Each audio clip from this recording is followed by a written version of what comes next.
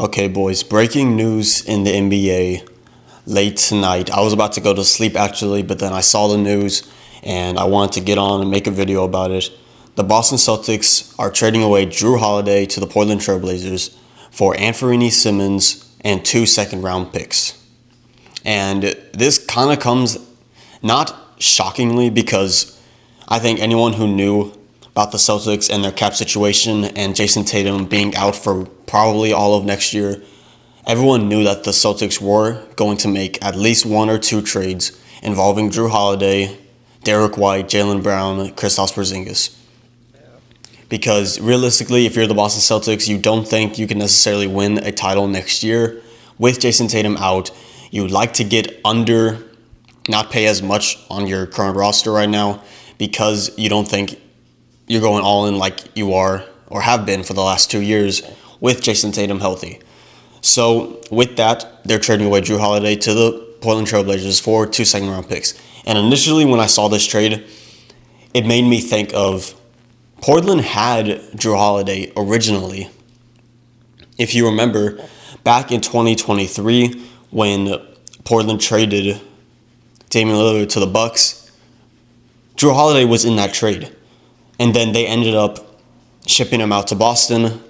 That netted them, I believe, 2 first-round picks. So good on the Portland Trailblazers for getting Jrue Holiday, trading him away for 2 first-round picks, and then getting him for Anfernee Simons and 2 second-round picks. And that was the first initial thing that came to my head. It's like they originally had him in that trade, and then they obviously shipped him off to Boston, helped the Celtics win a championship. Now, as for Anfernee Simons, he joins the Celtics on an expiring contract. I think Holiday is owed around 72 to 75 million or something like that in the next 2 years. So for Boston, it's clearly a money-saving move. It saves them about 40 million in luxury tax, I believe. And so clearly, again, that's what the Celtics are doing here. They don't think they're going to win a championship next year. They can kind of use it as a reload, retool year, and come back stronger in 2027, 2026. So, yeah. And as for the Portland Trailblazers, I don't really know what they're going to do with Holiday.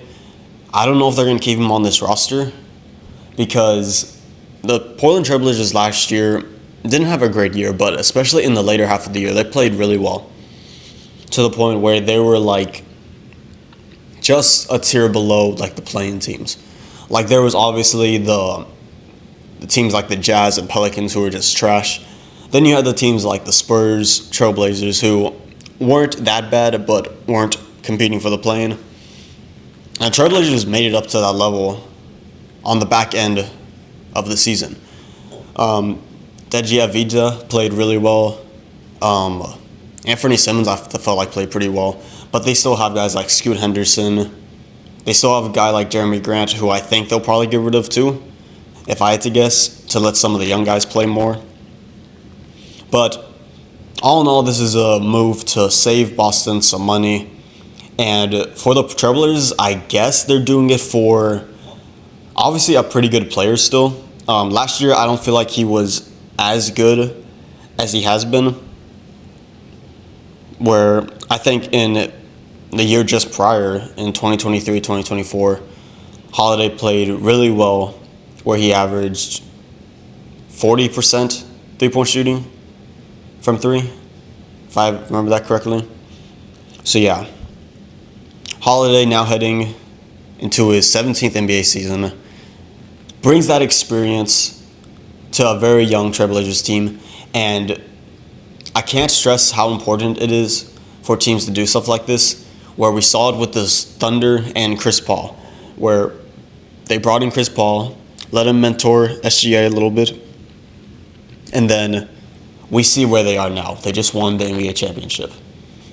Same thing with Chris Paul again last year with the Spurs. If Victor didn't get hurt and De'Aaron Fox didn't get hurt, more than likely the Spurs make the play-in. And as a Spurs fan, I can say that it tremendously made the team all around better. And so that's what I think the Trailblazers are hoping to get out of Jrue Holiday, to bring that experience, championship level experience, to a young Trailblazers team. That includes young point guard Scoot Henderson, who has not reached his potential yet as the third overall pick back in 2023, who a lot of people were saying he should have gone number 2, but it seems like Brandon Miller is clearly the better player as of right now. But Scoot had a really bad rookie year.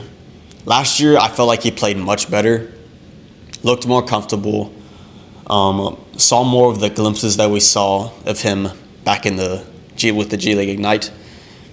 And so hopefully Jrue Holiday can bring that back out of him, can mentor him, and take him kind of under his wing as another point guard who was never the tallest, never the most skilled, but was a great defensive player and was a good leader. And so hopefully Scoot Henderson can learn a lot from Jrue Holiday.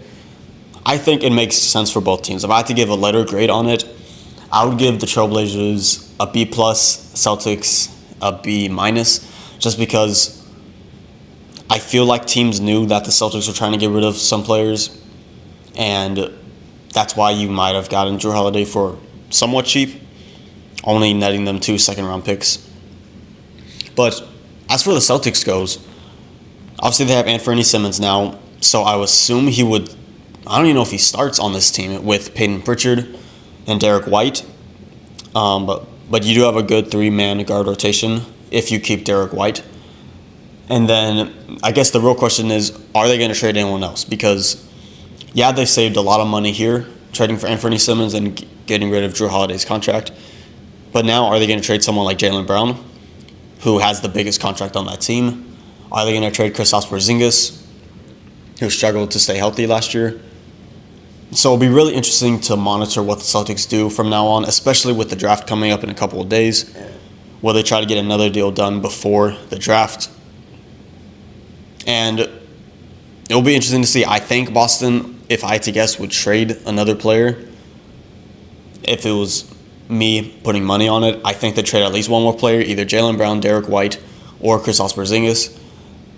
Because even if you trade someone like Derek White or Jaylen Brown, you still have Anfernee Simons, Peyton Pritchard as your guards, and then depending on who you bring in via those trades, they can be serviceable 3s and 4s. Al Horford can start at center, or Kristaps Porzingis. Because again, I don't think the Celtics are necessarily trying to lose a lot of games next year, but I think realistically they know with Jason Tatum out most of the year, they are not going to be competing for a championship.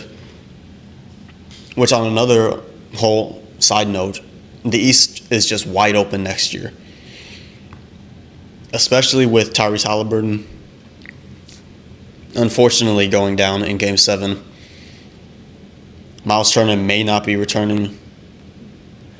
So the Pacers don't think they're going to make the run they did this year.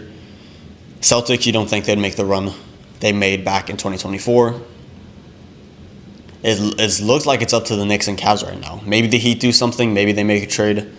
Maybe the Bucks get Giannis, another star, but Damian Lillard's going to be out a lot of next year. So East wide open. Be interesting to see if the Celtics make another move. Let me know what you think about this trade for the Celtics, for the Trailblazers. What letter grade would you give them? What do you think this means and does for Jrue Holiday's career, for Anfernee Simons' career? And let me know what you agree with or disagree with on my takes about this. Let me know down in the comment section below. I'd love to hear from you.